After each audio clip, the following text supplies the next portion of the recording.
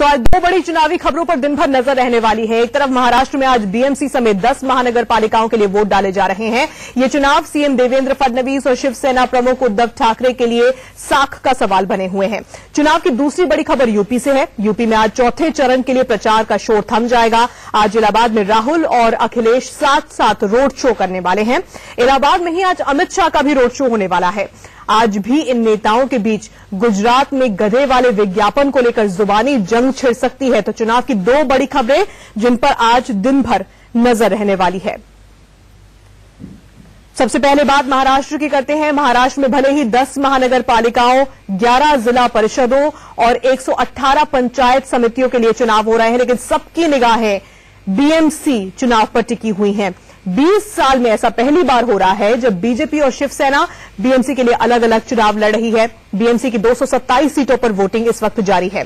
देवेंद्र फडणवीस और उद्धव ठाकरे के लिए ये चुनाव, जैसा कि हम लगातार कह रहे हैं, साख की लड़ाई बना हुआ है। महाराष्ट्र में हो रहे नगर निगम चुनाव को लेकर वीआईपीज भी सुबह सुबह वोट डालने के लिए पहुंचे। आरएसएस प्रमुख मोहन भागवत, उद्योगपति अनिल अंबानी की पत्नी टीना अंबानी और एचडीएफसी बैंक के चेयरमैन दीपक पारेख ने भी अपने मताधिकार का सुबह सुबह ही इस्तेमाल किया। 100% मतदान होना चाहिए। कोई भी आए। Good work for Bombay City. And we think any party should come that they should do the good work. Okay,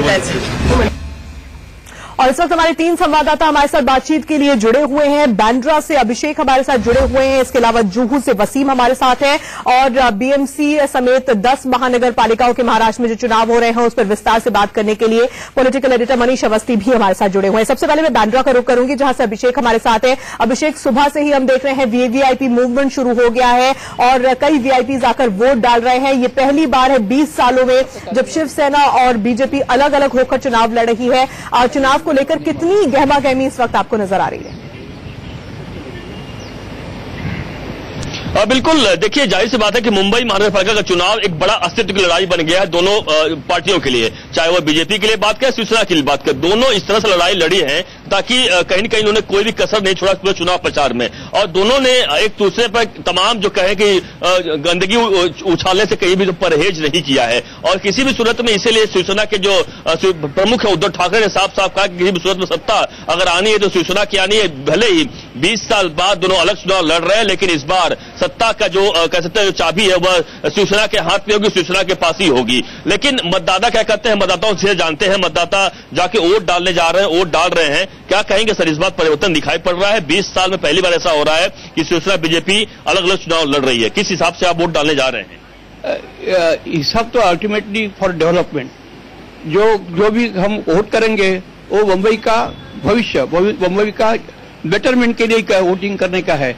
लेकिन आपने जो कहा कि ये पहली बार ऐसी है कि बीजेपी और शिवसेना अलग हो गई है, ये हमारे लिए बहुत बुरा लगता है, बहुत बुरा लगता है कि वी वांटेड ऑलवेज कि भाई ये शिवसेना और बीजेपी साथ रहे। आपला हक्क बजावणं हे त्याचं कर्तव्य आहे आणि मतदान करताना जात, पंथ, धर्म, भाषा आणि सेक्स याचा विचार न करता आपल्या विकासाकरता जर मतदान केलं तर मला असं वाटतं की आपल्या देशात नक्कीच चांगलं परिवर्तन होईल।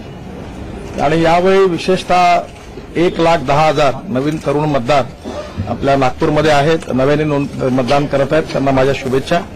प्रत्येक प्रभागात 2,500 मतं वाढलेली आहेत। मागच्या वेळी 52%च आमच्याकडे मतदान होतं, त्याचं थोडंसं दुःख होतं, पण यावेळी नागपूरची जनता आणि महाराष्ट्रातली जनता सगळ्या महानगरपालिका आणि जिला परिषद। नितिन गडकरी को आप सुन रहे थे। अब जुहू का रुख करते हैं। वसीम हमारे साथ जुड़े हुए हैं। वसीम, इस बार वोटरों को और भी ज्यादा प्रोत्साहित करने के लिए कि ज्यादा से ज्यादा संख्या में वो घरों से निकले और वोट डालें, इसके लिए कई तरह के सरप्राइजेस भी रखे गए हैं। कहीं मुफ्त पेट्रोल की बात हो रही है तो कहीं रेस्टोरेंट में अगर आप जाएंगे, अगर आपने आज वोट दिया है तो आपको डिस्काउंट मिलेगा। क्या इससे और भी ज्यादा उत्साहित हो रहे हैं वोटर्स? अपने पीछे दिखाइए कि क्या वोटिंग को लेकर बहुत ज्यादा उत्साह नजर आ रहा है?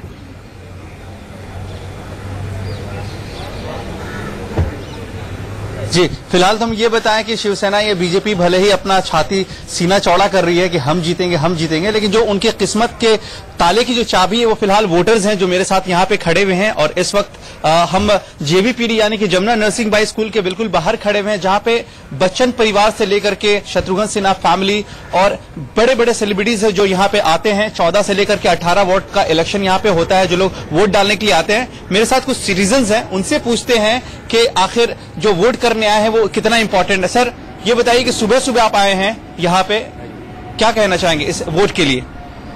नहीं, वोट तो अभी हमारे फर्ज बनता है कि वोट देना चाहिए। हाँ। लेकिन कभी कभी मैं सोच रहा हूँ कि बीएमसी का इलेक्शन ही क्यों हो रहा है, क्योंकि यहाँ जो छोटी चीज होती है जैसे स्ट्रीट लाइट है या फुटपाथ है वगैरह, वो उसमें एमएलए एमपी सब इन्वॉल्व रहते हैं। तो अभी जो ये कॉर्पोरेटर्स है उनका काम है जस्ट जो शासन है बीएमसी का, लाइक इंजीनियर्स, सब इंजीनियर्स, इंक्लूडिंग इवन कमिश्नर्स, तो उन लोग सिर्फ कांटेक्ट करा पाते हैं, बाकी कुछ काम के नहीं है। सो अभी हमने जो वोट दिया it is lesser of the evil. तो फिलहाल यही कह रहा है कि ये इंपॉर्टेंट नहीं है कि बीएमसी का इलेक्शन होना चाहिए। मेरे साथ एक यहाँ पे सीनियर सिटीजन लेडी भी खड़ी, उनसे पूछते हैं कितना इंपॉर्टेंट है ये वोट डालना आपके लिए? बहुत इंपॉर्टेंट है जी, क्योंकि हम कंप्लेन करते हैं तो वोट डालना चाहिए, तो we can complain to the people concerned. जी, तो इनका कहना है कि हम कंप्लेंट करते हैं कि वोट नहीं डालते हैं। बहुत अहम बात ये लोग कह रहे हैं कि वोट डालना तो बहुत जरूरी है, हम जानते हैं, लेकिन जब वोट डालते थे तो उसके बाद कॉर्पोरेटर्स अपनी जिम्मेदारी कितनी समझते हैं? क्या ये सिर्फ एक पॉलिटिकल गेम है पूरा बीएमसी की वोटिंग का, या फिर सचमुच अपनी जिम्मेदारियों को समझकर जो काम उन्हें करना है वो काम ये कॉर्पोरेटर्स करेंगे? ये सवाल लगातार बना हुआ है। मनीष अवस्थी हमारे साथ लगातार जुड़े हुए हैं। मनीष, जो मौजूदा स्थिति है बीएमसी की, उसमें शिवसेना के पास सबसे ज्यादा 89 सीटें हैं, लेकिन दूसरी तरफ इंडिया न्यूज से खास बातचीत में देवेंद्र फडणवीस 2 दिन पहले कहते हैं कि मुझे शेर के मुंह में हाथ डालकर दांत गिनना आता है। तो ऐसे में प्रतिष्ठा की लड़ाई में किसका पलड़ा इस वक्त भारी लग रहा है?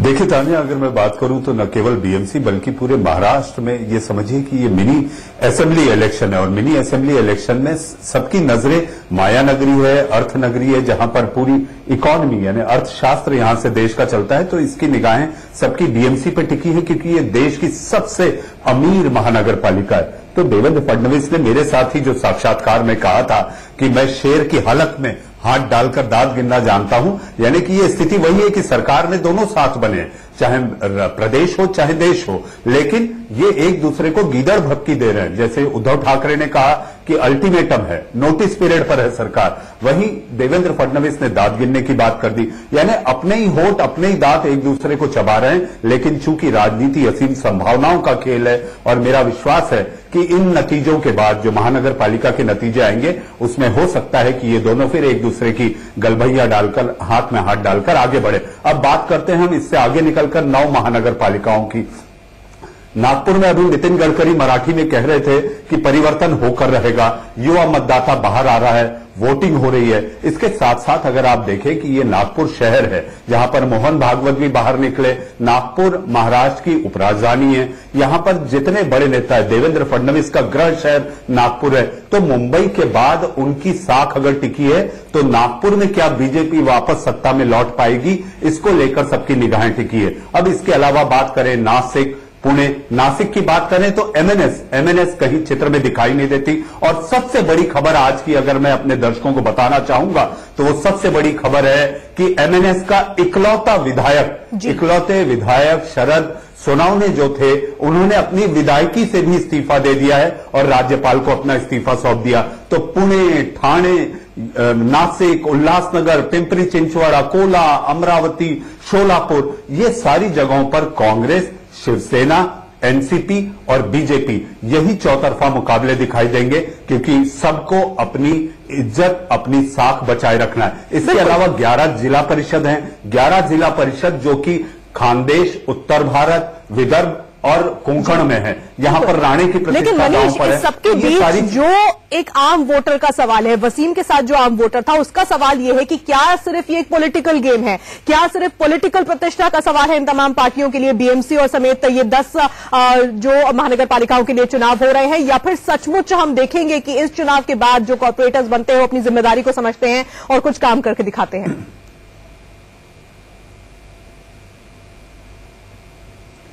देखिए, समझना ये होगा राजनीति में बागडोर किसके हाथ में होती है। जिसके हाथ में बागडोर होती है वो जिस तरह से अपनी लगाम लगाता है और लगाम खींचता है, उसी अंदाज में उसके कार्यकर्ता और निगम पार्षद काम करते हैं। अगर शिवसेना आती है तो शिवसेना पे बीजेपी ने ढेरों आरोप लगाए हैं, भ्रष्टाचार के आरोप लगाए हैं। तो क्या इन सारी बातों से ऊपर उठकर शिवसेना फिर से एक बार खुद के बूते बीएमसी में सत्ता पर आ पाएगी? इस पर बड़ा प्रश्न चिन्ह है। जहां तक बात करें बीजेपी की, देवेंद्र फडणवीस एक अकेले मुख्यमंत्री के रूप में और पूरे प्रदेश में जो चुनाव हो रहे हैं, चाहे जिला परिषद हो, पंचायत हो और महानगर पालिका के चुनाव हो, अकेले उनके कंधों पर उन्होंने प्रचार की बागडोर संभाली और उन्होंने इस प्रचार को आगे बढ़ाया। जीत होती है तो सेहरा उनके सिर पर, और अगर हार होती है तो भी वो हार का ठीकरा उन पर ही फूटेगा। इन सारी बातों के मद्देनजर जरूरी ये है, परिवर्तन होगा क्या? क्या बीजेपी सरकार की लोकप्रियता और प्रतिष्ठा को लोग अभी भी बरकरार? सबसे बड़ा सवाल ये है कि बीएमसी का बॉस कौन होगा? क्या इसको लेकर जो जनता फैसला सुनाएगी 23 तारीख को जब नतीजे आएंगे तब साफ होगा कि बीएमसी पर किसका कब्जा होगा। आप तीनों का शुक्रिया हम करना चाहेंगे हमारे साथ जुड़ने के लिए। एक छोटे से ब्रेक के लिए हमें यहां पर रुकना होगा, फौरन होंगे हाजिर।